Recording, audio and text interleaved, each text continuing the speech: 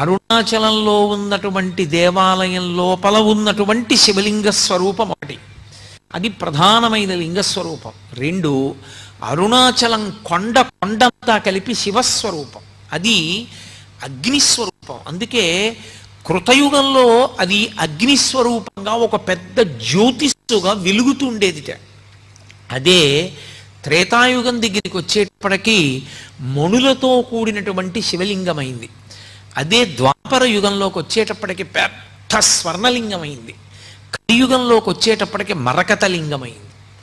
అందుకే ఇప్పటికీ ప్రపంచంలో ప్రఖ్యాతి వహించినటువంటి భూతత్వ శాస్త్రవేత్తలు అరుణాచల పర్వతంలో ఉండేటటువంటి శిలలను పరిశీలించి హిమాలయ పర్వతాల కన్నా కూడా ప్రాచీనమైనటువంటి శిలలు ఇక్కడే ఉన్నాయి.